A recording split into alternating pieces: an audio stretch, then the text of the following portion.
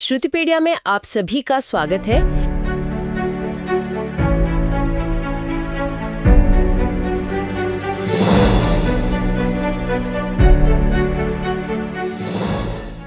ये है हमारी आधुनिक भारतीय इतिहास यानी मॉडर्न इंडियन हिस्ट्री सीरीज का वीडियो नंबर 8।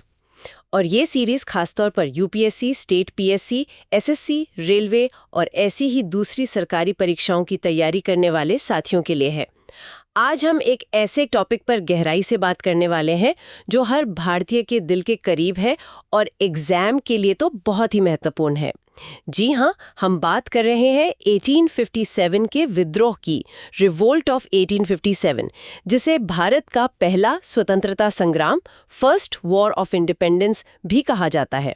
आपको याद होगा पिछले वीडियो यानी वीडियो नंबर 7 में हमने लॉर्ड वेलेस्ली की सहायक संधि, सब्सिडियरी अलायंस और लॉर्ड डलहौजी की व्यापकता के सिद्धांत, डॉक्ट्रिन ऑफ लैप्स पर चर्चा की थी। जी। कैसे उन नीतियों ने धीरे धीरे भारतीय रियासतों पर अंग्रेजी शिकंजा कसा था। हाँ, बिल्कुल। अगर आपने वो वीडियो नहीं देखा है तो मैं कहूंगी कि उसे जरूर देख लें, क्योंकि 1857 के विद्रोह की जड़ें कहीं न कहीं उन नीतियों से भी जुड़ी हैं। लिंक आपको नीचे डिस्क्रिप्शन में मिल जाएगा। बिल्कुल सही कहा। उन नीतियों ने असंतोष का एक तरह से गुस्से का माहौल तो तैयार कर ही दिया था। तो आज की हमारी इस बातचीत का, इस चर्चा का मकसद यही है कि 1857 के विद्रोह के हर पहलू को बिल्कुल सरल भाषा में समझें। ये क्यों हुआ, कैसे फैला, इसके हीरो कौन थे, नेता कौन थे, और हाँ, ये पूरी तरह सफल क्यों नहीं हो पाया, और सबसे जरूरी इसके नतीजे, इसके परिणाम क्या निकले। हम कोशिश करेंगे कि एग्जाम के लिहाज से जो भी जरूरी पॉइंट्स हैं, जो तथ्य हैं, वो एक कहानी की तरह आसानी से याद हो जाएं। हाँ बिल्कुल, कहानी की तरह समझना और याद रखना आसान होता है। तो चलिए शुरू करते हैं। 1857 का विद्रोह, इसे अक्सर सिपाही विद्रोह सिपॉय म्यूटिनी भी कहते हैं। पर क्या ये वाकई सिर्फ सिपाहियों का गुस्सा था या उससे कहीं ज्यादा बड़ा मामला था?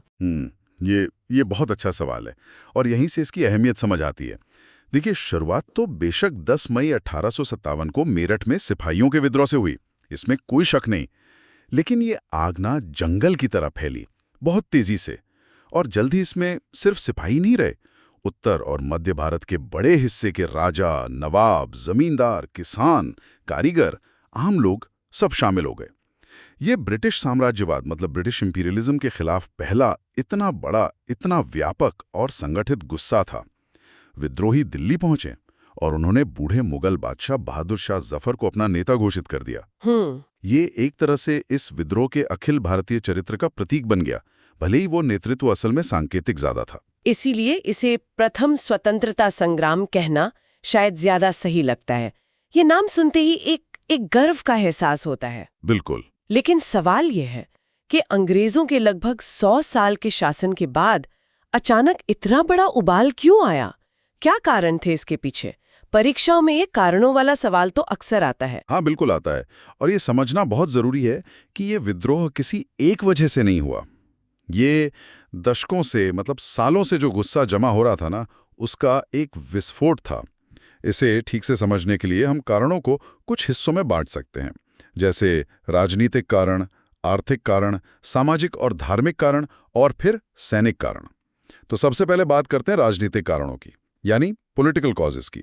इसमें सबसे बड़ा रोल कह सकते हैं लॉर्ड डलहौजी की व्यापकता का सिद्धांत यानी डॉक्ट्रिन ऑफ लैप्स का था। हड़प नीति। हाँ, पिछले वीडियो में हमने इस पर बात की थी। जी, इसका सीधा मतलब था, अगर किसी राजा का अपना बेटा नहीं है तो वो गोद नहीं ले सकता और उसका राज्य वो सीधा अंग्रेजी राज्य में मिला लिया जाएगा। सोचिए जरा, सतारा, जैतपुर, संबलपुर, बघाट, उदयपुर, झांसी, नागपुर, एक के बाद एक कई रियासतें इसी नीति के तहत हड़प ली गईं। भारतीय शासकों के जो सदियों पुराने अधिकार थे उन्हें एकदम से खत्म कर दिया गया। झांसी की रानी लक्ष्मीबाई का गुस्सा तो इसी वजह से था ना? बिल्कुल। रानी लक्ष्मीबाई के दत्तक पुत्र को अंग्रेजों ने उत्तराधिकारी माना ही नहीं। और फिर 1856 में अवध यानी अवध का विलय, वो तो और भी ज्यादा कह सकते हैं अपमानजनक था। अवध का विलय, वहां क्या बहाना बनाया? वहां बहाना बनाया कुशासन का, मिस गवर्नेंस का, कि नवाब वाजिद अली शाह ठीक से शासन नहीं चला पा रहे हैं। अच्छा। जबकि सच तो ये था कि अवध हमेशा से अंग्रेजों का वफादार रहा था। इस कदम ने सिर्फ नवाब को नहीं बल्कि अवध की आम जनता और खासकर उन हजारों सिपाहियों को भड़का दिया जो अवध से आते थे। ये तो एक तरह का विश्वासघात हुआ, धोखा। और क्या थे राजनीतिक कारण? शासकों का सीधा सीधा अपमान भी हो रहा था। बहादुर शाह जफर, नाम के ही सही, मुगल बादशाह थे। उन्हें और उनके बेटों को कहा गया कि भाई लाल किला खाली करो और बादशाह की उपाधि भी छोड़ दो। अरे नाना साहब जो आखिरी पेशवा बाजीराव द्वितीय के दत्तक पुत्र थे, उनकी पेंशन बंद कर दी। कई जमींदारों ताल्लुकदारों से उनकी जमीनें छीन ली गईं। और एक बहुत बड़ी बात, प्रशासन में, सेना में भारतीयों के लिए ऊंचे पद लगभग बंद थे, दरवाजे बंद थे। मतलब कितना भी काबिल हो भारतीय, उसे अंग्रेज अफसर के नीचे ही रहना पड़ेगा। जी, ये भेदभाव साफ साफ दिखता था और महसूस होता था। तो शासक वर्ग, जमींदार, पढ़ा लिखा वर्ग, सब में कहीं ना कहीं निराशा और गुस्सा पनप रहा था। अब आते हैं आर्थिक कारणों पर, इकोनॉमिक कॉजेज पर। इसमें शायद आम आदमी को सबसे ज्यादा चोट पहुंचाई होगी। निश्चित रूप से आर्थिक कारण बहुत गहरे थे और उनका असर बहुत व्यापक था। सबसे बुनियादी बात थी धन का निकास, यानी ड्रेन ऑफ वेल्थ। दादा भाई नौरोजी ने बाद में से बहुत अच्छे से समझाया। इसका सीधा मतलब था कि भारत का पैसा, भारत के संसाधन, कच्चा माल, सब कुछ खिंचकर ब्रिटेन जा रहा था। और बदले में भारत को क्या मिल रहा था? कुछ खास नहीं। भारत लगातार गरीब हो रहा था। मतलब भारत को खोखला किया जा रहा था। बिल्कुल। और जमीन पर देखिए, किसानों का क्या हाल था। हमने पिछली चर्चाओं में लैंड रेवेन्यू पॉलिसीज की बात की थी। हाँ, स्थायी बंदोबस्त, रैयतवाड़ी, महालवाड़ी। जी, नाम अलग अलग थे पर मकसद एक ही था, ज्यादा से ज्यादा लगान, ज्यादा से ज्यादा टैक्स वसूलना। टैक्स की दरें इतनी ज्यादा थीं और वसूली इतनी सख्ती से होती थी कि भले ही फसल खराब हो जाए, सूखा पड़ जाए, लगान देना ही पड़ता था। नतीजा क्या हुआ? किसान कर्ज के जाल में फंसते गए, अपनी जमीनों से बेदखल होते गए। बाप रे, मतलब जो अन्नदाता था वही भूखा मरने की कगार पर आ गया। और उद्योगों का क्या हुआ? भारत तो अपने कपड़ों और हैंडीक्राफ्ट्स के लिए मशहूर था। मशहूर था, लेकिन अंग्रेजों ने उसे बर्बाद कर दिया। ब्रिटेन की मिलों में मशीनों से बना सस्ता कपड़ा लाकर भारत के बाजारों में पाट दिया। इससे हमारे लाखों बुनकर, कारीगर सब बेरोजगार हो गए। उनका सदियों पुराना हुनर, उनकी कला सब मिट्टी में मिल गई। ओहो। खेती का भी कमर्शलाइजेशन हुआ, मतलब नकदी फसलें उगाने पर जोर दिया गया। लेकिन किसानों के फायदे के लिए नहीं, उन्हें नील, कपास, अफीम उगाने पर मजबूर किया गया ताकि अंग्रेज व्यापारी और कंपनियां मोटा मुनाफा कमा सकें। इसका नतीजा ये हुआ कि अनाज की पैदावार कम हुई और जब अकाल पड़े तो स्थिति और भी भयानक हो गई। लाखों लोग भूख से मर गए। ये तो हर तरफ से शोषण ही शोषण था। पेट की आग तो थी ही, क्या धर्म और समाज पर भी चोट की जा रही थी? मतलब सोशल और रिलीजियस कॉजेस क्या थे? बिल्कुल, ये भी बहुत महत्वपूर्ण कारण थे। एक तो था नस्ली भेदभाव, रेशियल डिस्क्रिमिनेशन। अंग्रेज खुद को गोरी चमड़ी वाला श्रेष्ठ नस्ल का मानते थे और भारतीयों को हीन समझते थे, काला आदमी कहते थे। रेलवे के डिब्बों में, क्लबों में, पार्कों में, हर जगह ये भेदभाव दिखता था। ये भारतीयों के स्वाभिमान पर सीधी चोट थी। सही कहा, ये बर्दाश्त करना मुश्किल रहा होगा। बिल्कुल। फिर अंग्रेजों ने कुछ सामाजिक सुधार भी किए, जैसे 1829 में सती प्रथा पर रोक लगाई, 1856 में विधवा पुनर्विवाह, विडो रीमैरिज को कानूनी मान्यता दी। ये तो अच्छे काम थे ना? देखिए, आज के नजरिए से देखें तो ये प्रगतिशील कदम थे, लेकिन उस समय का जो रूढ़िवादी भारतीय समाज था, उसके एक बड़े हिस्से ने इसे अपने धर्म और रीति रिवाजों में सीधा दखल माना। उन्हें लगा कि ये अंग्रेज हमारी सामाजिक व्यवस्था को, हमारे धर्म को नष्ट करना चाहते हैं। अच्छा, मतलब अच्छे इरादे से किए गए सुधार भी उल्टे पड़ गए क्योंकि लोगों को लगा कि ये हस्तक्षेप है। हाँ, एक तरह से। और फिर ईसाई मिशनरियों की गतिविधियां भी बढ़ रही थी। स्कूलों में, अस्पतालों में, यहाँ तक कि जेलों में भी धर्म प्रचार की खबरें आ रही थीं। इससे लोगों में ये डर बैठ गया कि अंग्रेज सबको ईसाई बनाना चाहते हैं, धर्म परिवर्तन कराना चाहते हैं। मंदिरों और मस्जिदों की जमीनों पर भी टैक्स लगा दिया गया। पंडितों और मौलवियों का समाज में असर कम हो रहा था। ये सब बातें मिलकर एक बेचैनी पैदा कर रही थी। समझ गए। राजनीतिक, आर्थिक, सामाजिक, धार्मिक, हर मोर्चे पर असंतोष था। अब आते हैं सैनिक कारणों पर, क्योंकि शुरुआत तो सिपाहियों ने ही की थी। सेना में क्या चल रहा था? सेना, जिसे अंग्रेजी राज का सबसे मजबूत स्तंभ माना जाता था, वहीं अंदर ही अंदर सबसे ज्यादा गुस्सा सुलग रहा था। भारतीय सिपाही सिपॉयज जो कंपनी की सेना का बहुत बड़ा हिस्सा थे, उनके साथ कई तरह का भेदभाव होता था। पहली बात, वेतन। अंग्रेज सैनिकों के मुकाबले उन्हें बहुत कम तनख्वाह मिलती थी। दूसरी बात, पदोन्नति यानी प्रमोशन। उसके अवसर लगभग न के बराबर थे। कोई भारतीय सिपाही ज्यादा से ज्यादा सूबेदार बन सकता था, उससे ऊपर जाना बहुत मुश्किल। तीसरी बात, व्यवहार। उनके साथ बुरा बर्ताव किया जाता था, गाली गलौज आम बात थी। मतलब अपनी ही जमीन पर अपनी ही रक्षा करने वाली सेना में उन्हें दोयम दर्जे का नागरिक समझा जाता था। बिल्कुल ठीक कहा आपने। इसके अलावा कुछ नए नियम कानून भी लाए गए जिनसे उनकी धार्मिक भावनाएं आहत हुईं। जैसे 1856 में एक कानून आया, जनरल सर्विस एनलिस्टमेंट एक्ट। इसके मुताबिक जो भी नए सिपाही भर्ती होंगे उन्हें जरूरत पड़ने पर समुद्र पार जाकर भी लड़ना पड़ेगा। समुद्र पार जाना, उस समय तो इसे धर्म के खिलाफ माना जाता था ना? हाँ बिल्कुल, बहुत से सैनिक इसे अपने धर्म के खिलाफ मानते थे। फिर सिपाहियों को तिलक लगाने, दाढ़ी रखने या खास तरह की पगड़ी पहनने पर भी रोक लगाने की कोशिशें हुई। इन सब कारणों से सिपाहियों के मन में कंपनी के लिए वफादारी कम होती जा रही थी और गुस्सा बढ़ता जा रहा था। तो हमने देखा कि राजनीतिक, आर्थिक, सामाजिक, धार्मिक, सैनिक, हर तरफ से बारूद जमा हो चुका था।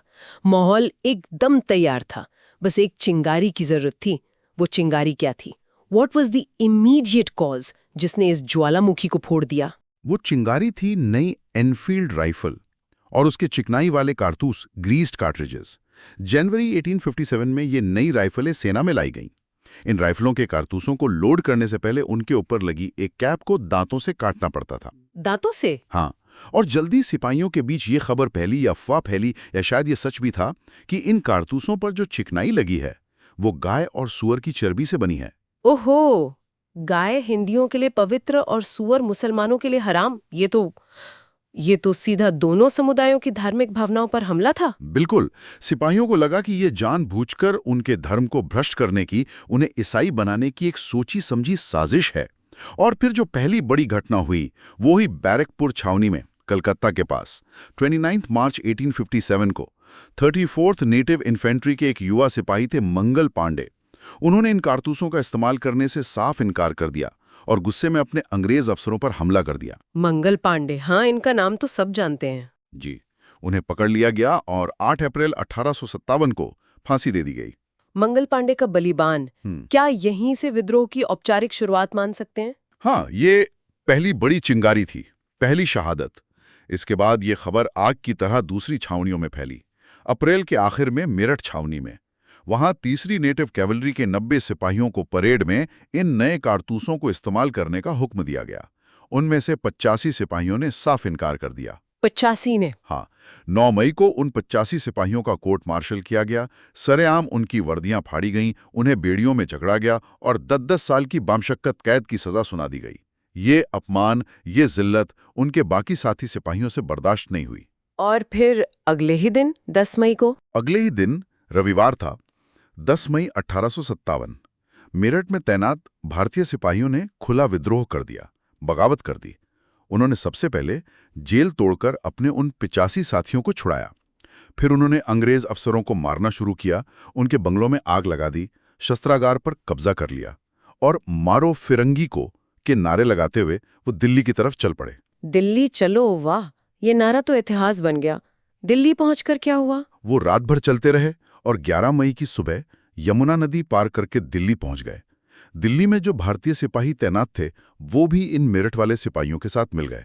उन्होंने शहर पर कब्जा कर लिया, लाल किले पहुंचे और वहां मौजूद बूढ़े मुगल बादशाह बहादुर शाह जफर द्वितीय को थोड़ी हिचकिचाहट के बाद ही सही अपना नेता शहंशाह हिंदुस्तान घोषित कर दिया। अच्छा, दिल्ली पर विद्रोहियों का कब्जा एक बहुत बड़ी, एक प्रतीकात्मक घटना थी। इसने पूरे देश में एक संदेश भेजा कि हाँ, अंग्रेजी राज को चुनौती दी जा सकती है, उसे खत्म किया जा सकता है। दिल्ली इस महान विद्रोह का मुख्य केंद्र बन गई। दिल्ली के बाद ये आग कहां-कहां और कैसे फैली? क्या आप हमें विद्रोह के जो मुख्य केंद्र थे, जो प्रमुख घटनाएं थीं, उनका एक छोटा सा ब्यौरा दे सकते हैं? ये एग्जाम के लिए बहुत इंपॉर्टेंट है। जरूर जरूर। दिल्ली पर कब्जे की खबर जैसे ही फैली, ये विद्रोह बहुत तेजी से उत्तर और मध्य भारत के दूसरे हिस्सों में भी फैल गया। कुछ प्रमुख केंद्रों की बात करें तो कानपुर, यहाँ पर नेतृत्व संभाला नाना साहब ने।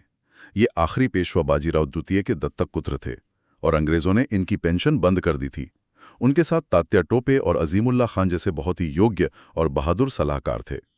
कानपुर में सती चौरा घाट और बीबी घर जैसी कुछ दुखद घटनाएं भी हुईं, जहां अंग्रेजों का नरसंहार हुआ। लखनऊ, ये अवध की राजधानी थी। यहां पर बेगम हजरत महल ने मोर्चा संभाला। उन्होंने अपने छोटे बेटे बिरजिस कादिर को नवाब घोषित कर दिया और अंग्रेजों के खिलाफ झंडा बुलंद कर दिया।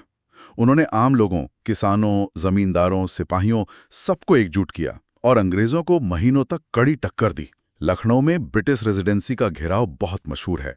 यहां मौलवी अहमदुल्ला शाह भी एक बड़े नेता के तौर पर उभरे। बेगम हजरत महल, एक और वीरांगना। बिल्कुल। फिर झांसी, यहां का नेतृत्व तो जग जाहिर है, रानी लक्ष्मीबाई। उनके पति की मृत्यु के बाद अंग्रेजों ने डॉक्ट्रिन ऑफ लैप्स के तहत उनके दत्तक पुत्र को वारिस मानने से इनकार कर दिया था और झांसी को हड़प लिया था। रानी ने असाधारण वीरता दिखाई। सर ह्यू रोज की सेना का उन्होंने जिस तरह मुकाबला किया वो आज भी मिसाल है। खूब लड़ी मर्दानी वो तो झांसी वाली रानी थी। वाह, रोंगटे खड़े हो जाते हैं सुनकर। जी। फिर बरेली, यहां खान बहादुर खान ने खुद को नवाब घोषित करके विद्रोह का नेतृत्व किया। बिहार में आरा, यहां जगदीशपुर के एक बूढ़े जमींदार थे, बाबू कुंवर सिंह। लगभग 80 साल की उम्र में उन्होंने जो वीरता दिखाई वो अद्भुत है। 80 साल की उम्र में? हाँ, कई महीनों तक उन्होंने अंग्रेजों को चैन से नहीं बैठने दिया। उन्हें बिहार का शेर कहा जाता है। और फैजाबाद? यहां मौलवी अहमदुल्ला थे जिन्होंने विद्रोह का नेतृत्व किया। अंग्रेज उन्हें अपना सबसे कट्टर और खतरनाक दुश्मन मानते थे। ये तो कुछ मुख्य नाम और केंद्र हुए।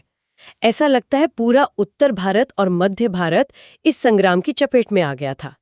इन वीरों और वीरांगनाओं के बारे में जानना, जिन्होंने इतने कम साधनों के बावजूद इतनी बड़ी अंग्रेजी ताकत को चुनौती दी, वाकई में गर्व होता है। और हाँ, परीक्षा के लिए ये नाम, ये जगहें मैच द फॉलोइंग में या सीधे सवालों में बहुत पूछे जाते हैं।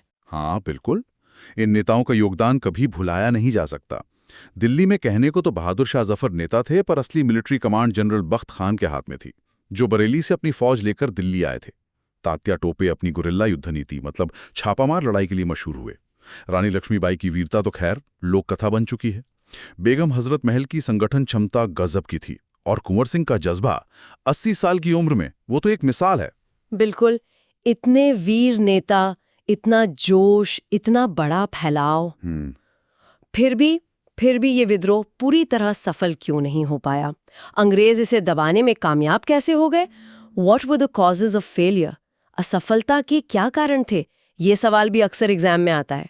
हाँ आता है, और ये एक कड़वा सच है कि इतनी वीरता, इतने बलिदान के बावजूद ये विद्रोह अपने तात्कालिक लक्ष्य में यानी अंग्रेजों को भारत से पूरी तरह बाहर निकालने में असफल रहा। इसके कई कारण थे जिन्हें समझना जरूरी है। पहला कारण, सीमित फैलाव, लिमिटेड टेरिटोरियल स्प्रेड। ये विद्रोह मुख्य रूप से उत्तर और मध्य भारत तक ही सिमटा रहा। दक्षिण भारत करीब करीब शांत रहा। पूर्वी भारत में बंगाल, असम, वहां ज्यादा असर नहीं हुआ। पश्चिम में पंजाब, राजपूताना का बड़ा हिस्सा, ये इलाके भी ज्यादातर शांत रहे या अंग्रेजों के वफादार बने रहे। अगर पूरा भारत एक साथ खड़ा हो जाता तो शायद नतीजा कुछ और होता। पूरे देश का साथ नहीं मिला। दूसरा कारण, सभी वर्गों का शामिल न होना। जहां एक तरफ किसान, कारीगर, सिपाही, बहुत से जमींदार और कुछ शासक जी जान से लड़ रहे थे, वहीं दूसरी तरफ कई बड़े जमींदार और ज्यादातर बड़े रजवाड़ों ने अंग्रेजों का साथ दिया। अपने ही लोगों ने? कौन थे वो? जैसे पटियाला, जीवन, नाभा के सिख शासक थे, ग्वालियर के सिंधिया, इंदौर के होलकर, हैदराबाद के निजाम। इन सब ने न सिर्फ विद्रोह से दूरी बनाए रखी, बल्कि उसे कुचलने में अंग्रेजों की सीधी मदद भी की। अंग्रेजों ने बाद में इन्हें तूफान में तरंग रोधक कहा, मतलब breakwaters in the storm. इन्होंने अंग्रेजी राज को बचाने में मदद की। ये तो बहुत दुख की बात है, अपनों ने ही साथ नहीं दिया। हाँ, ये एक बहुत बड़ा कारण था। इसके अलावा जो शिक्षित भारतीय वर्ग, एजुकेटेड इंडियंस था उस समय का, उसने भी ज्यादातर इस विद्रोह से खुद को अलग रखा। उन्होंने क्यों साथ नहीं दिया? ये प्रगति के लिए जरूरी है। वो अंग्रेजों के सुधारों और वादों पर ज्यादा भरोसा कर रहे थे। तीसरा कारण था कमजोर संगठन और नेतृत्व, वीक ऑर्गेनाइजेशन एंड लीडरशिप। देखिए, बहादुर नेता तो बहुत थे अलग अलग जगहों पर, रानी लक्ष्मीबाई, तात्या टोपे, कुंवर सिंह, लेकिन कोई एक सर्वमान्य केंद्रीय नेतृत्व नहीं था। कोई सेंट्रल लीडरशिप नहीं था जो पूरे आंदोलन को एक साथ एक दिशा में ले जा सके। मतलब सब अपने अपने इलाके में लड़ रहे थे, कोऑर्डिनेशन नहीं था। हाँ बिल्कुल, आपसी समन्वय कोऑर्डिनेशन की भारी कमी थी और उनके पास भविष्य की कोई स्पष्ट योजना, कोई क्लियर प्लान या कोई साझा विचारधारा, कॉमन आइडियोलॉजी भी नहीं थी। बस एक लक्ष्य था, अंग्रेजों को हटाओ। लेकिन हटाने के बाद क्या होगा, इसका कोई नक्शा नहीं था। चौथा कारण, सीमित संसाधन, लिमिटेड रिसोर्सेस। विद्रोहियों के पास हथियारों की भारी कमी थी। वो ज्यादातर तलवारों, भालों, पुरानी तोड़दार बंदूकों से लड़ रहे थे, जबकि अंग्रेजों के पास, उनके पास नई एनफील्ड राइफलें थीं, बेहतर तोपें थीं और गोला बारूद का भंडार था। हाँ, ये तो बहुत बड़ा अंतर था। पांचवां कारण, अंग्रेजों की श्रेष्ठता, ब्रिटिश सुपेरियॉरिटी। अंग्रेजों के पास न सिर्फ बेहतर हथियार थे, बल्कि उनका संगठन बहुत मजबूत था। उनकी सेना ज्यादा अनुशासित थी, उनके पास ज्यादा अनुभवी और कुशल सेनापति थे, और सबसे बढ़कर उनके पास टेलीग्राफ जैसी तेज संचार व्यवस्था थी। टेलीग्राफ, इससे वो खबरें बहुत तेजी से एक जगह से दूसरी जगह पहुंचा सकते थे और अपनी सेनाओं को जरूरत के हिसाब से फटाफट मूव कर सकते थे। विद्रोही इस मामले में बहुत पीछे थे। टेलीग्राफ ने भी बहुत बड़ा रोल निभाया। जी हाँ। और आखिरी छठा कारण, अंग्रेजों का क्रूर दमन, ब्रूटल सप्रेशन। अंग्रेजों ने विद्रोह को कुचलने के लिए बेहद बर्बरता का, अमानवीयता का सहारा लिया। दिल्ली, कानपुर, लखनऊ, इलाहाबाद, जहां जहां विद्रोह हुआ, वहां आम नागरिकों का भी भयानक कत्लेआम किया गया। हजारों लोगों को बिना मुकदमा चलाए फांसी पर लटका दिया गया। कितनों को तोपों के मुंह से बांधकर उड़ा दिया गया। गांव के गांव जला दिए गए। इस भयानक दमन ने लोगों के हौसले पस्त कर दिए, उनमें दहशत फैला दी। रोंगटे खड़े कर देने वाली बात है ये। तो इन सब कारणों की वजह से ये महान संग्राम, ये पहला स्वतंत्रता संग्राम अपने लक्ष्य तक नहीं पहुंच पाया। लेकिन क्या ये पूरी तरह व्यर्थ गया? क्या इस विद्रोह का कोई नतीजा नहीं निकला? अंग्रेजों की नीतियों पर, भारत के भविष्य पर इसका क्या असर पड़ा? What were the consequences? ये जानना भी तो बहुत जरूरी है। नहीं, ये विद्रोह बिल्कुल भी व्यर्थ नहीं गया। भले ही ये अपने तात्कालिक लक्ष्य में असफल रहा हो, लेकिन इसके परिणाम, इसके कॉन्सिक्वेंसेस बहुत दूरगामी हुए, बहुत महत्वपूर्ण। इसने भारत में ब्रिटिश शासन की नींव हिला दी और भारतीय राष्ट्रवाद की दिशा हमेशा के लिए बदल दी। सबसे पहला और सबसे बड़ा परिणाम था शासन का हस्तांतरण, ट्रांसफर ऑफ पावर। ब्रिटिश सरकार को यह बात अच्छी तरह समझ में आ गई कि अब ईस्ट इंडिया कंपनी के भरोसे भारत जैसे विशाल देश पर शासन नहीं किया जा सकता। कंपनी का जो कुशासन था, उसे ही विद्रोह का एक मुख्य कारण माना गया। इसलिए 1858 में ब्रिटिश संसद ने कानून पास किया, भारत सरकार अधिनियम 1858, गवर्नमेंट ऑफ इंडिया एक्ट 1858। इस कानून के तहत भारत से ईस्ट इंडिया कंपनी का शासन हमेशा के लिए समाप्त कर दिया गया और भारत का शासन सीधे ब्रिटिश क्राउन यानी महारानी विक्टोरिया के हाथों में आ गया।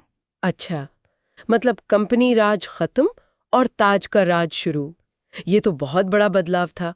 प्रशासन में और क्या बदलाव हुए? प्रशासन में एक बड़ा बदलाव ये हुआ कि जो भारत का गवर्नर जनरल होता था, उसे अब वाइसरॉय कहा जाने लगा। वाइसरॉय सीधे ब्रिटिश क्राउन का प्रतिनिधि होता था। लॉर्ड कैनिंग, जो विद्रोह के समय गवर्नर जनरल थे, वही भारत के अंतिम गवर्नर जनरल और पहले वाइसरॉय बने। इसके अलावा लंदन में भारत के मामलों को देखने के लिए एक नया मंत्री पद बनाया गया, भारत सचिव, secretary of state for India. ये ब्रिटिश कैबिनेट का मेंबर होता था और उसकी मदद के लिए एक 15 सदस्यों वाली भारत परिषद भी बनाई गई। तो मतलब पूरा एडमिनिस्ट्रेटिव स्ट्रक्चर बदल दिया गया। और सेना में भी जरूर कुछ बड़े बदलाव किए गए होंगे, क्योंकि विद्रोह की शुरुआत तो वहीं से हुई थी।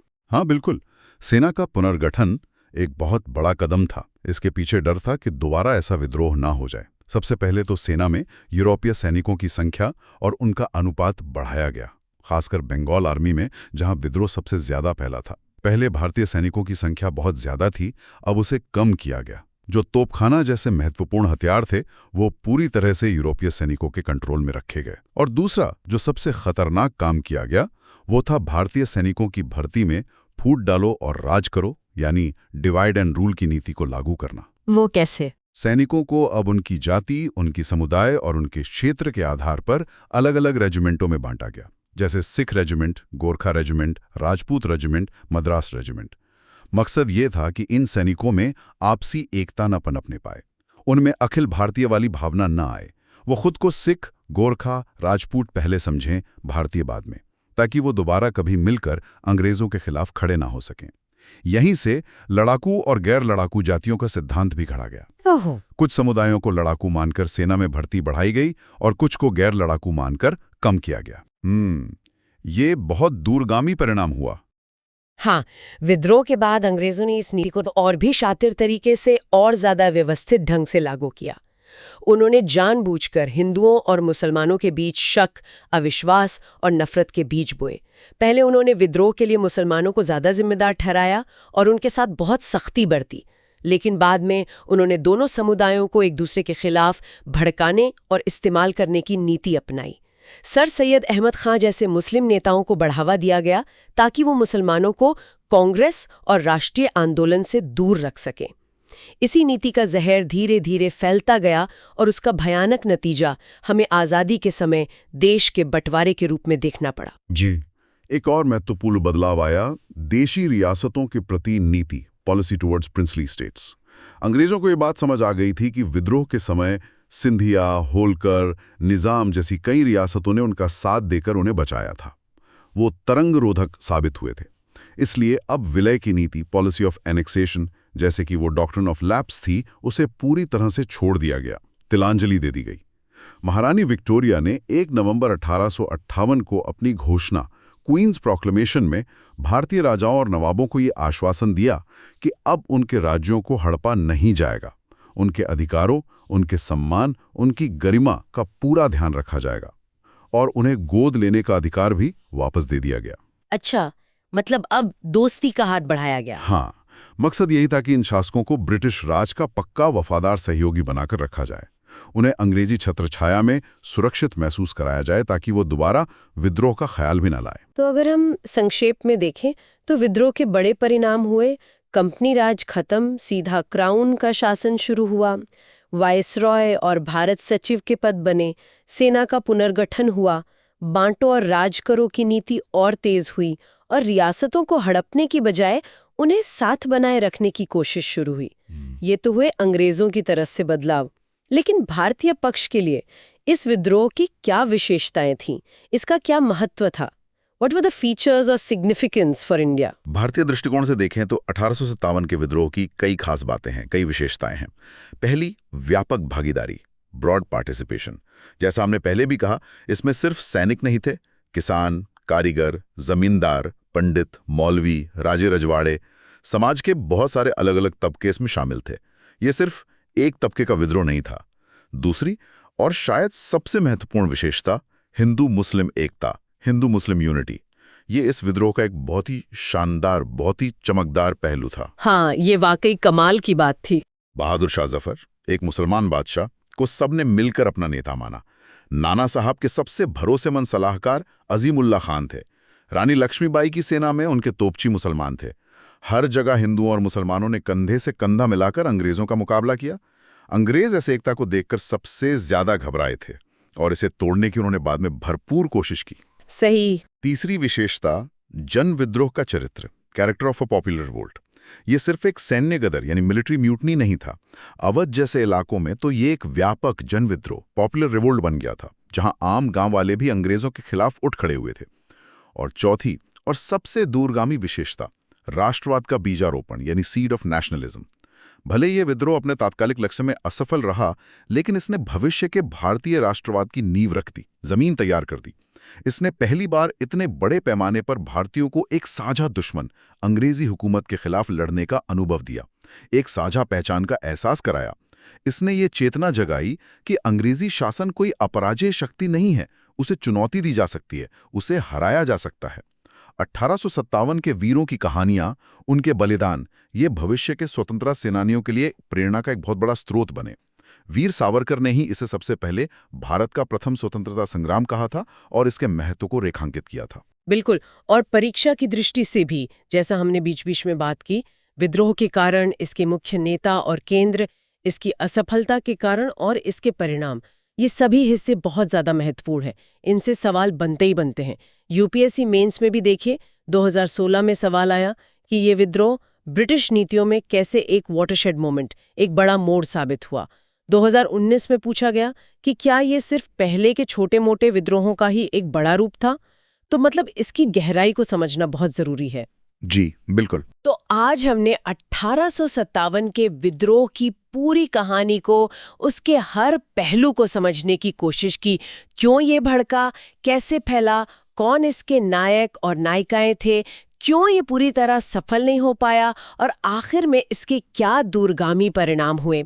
ये वाकई भारतीय इतिहास का एक ऐसा निर्णायक मोड़ था जिसने न सिर्फ ब्रिटिश हुकूमत की जड़ें हिला दी बल्कि भविष्य के आज़ादी के संघर्ष की एक मजबूत नींव भी रखी। उम्मीद है कि ये पूरी चर्चा, ये डीप डाइव आप सबके लिए उपयोगी रही होगी और आपकी परीक्षा की तैयारी में ज़रूर मददगार साबित होगी। आपको ये वीडियो कैसा लगा? क्या इस चर्चा से आपको इस मुश्किल टॉपिक को बेहतर ढंग से समझने में मदद मिली या आपको लगता है कि इसमें कुछ और सुधार की गुंजाइश है? अपनी राय, अपने सुझाव नीचे कमेंट्स में ज़रूर लिखिएगा। हमें आपके फीडबैक का इंतज़ार रहेगा क्योंकि उसी से हम और बेहतर कर पाएंगे। हाँ, 1857 की जो विरासत है, जो लेगेसी है, वो थोड़ी जटिल है। तात्कालिक रूप से असफल होने के बावजूद इसने भारतीय मानस पर, भारतीय सोच पर बहुत गहरा असर छोड़ा। इसने राष्ट्रीय चेतना को जगाया। इसने दिखाया कि अगर हम संगठित होकर लड़ें, एकजुट होकर लड़ें, तो क्या कुछ हासिल किया जा सकता है। और इसी चेतना से, इसी एहसास से आगे चलकर भारत में राष्ट्रवाद का उदय हुआ। बिल्कुल, और यही हमारे अगले वीडियो का टॉपिक होगा। इस आधुनिक भारत सीरीज के अगले वीडियो में, यानी वीडियो नंबर 9 में, हम बात करेंगे कि 1857 के बाद भारत में राष्ट्रवाद का उदय, राइज ऑफ नेशनलिज्म कैसे हुआ और इसी दौर में कौन से महत्वपूर्ण सामाजिक और धार्मिक सुधार आंदोलन, social and religious reform movements चले जिन्होंने आधुनिक भारत की शक्ल बनाने में बहुत बड़ा योगदान दिया। तो अगला वीडियो देखना बिल्कुल न भूलें। आशा है कि श्रुतिपीडिया की ये सीरीज आपकी तैयारी में लगातार सहायक सिद्ध हो रही होगी। हमसे जुड़े रहने के लिए आप सभी का बहुत बहुत धन्यवाद। जय हिंद।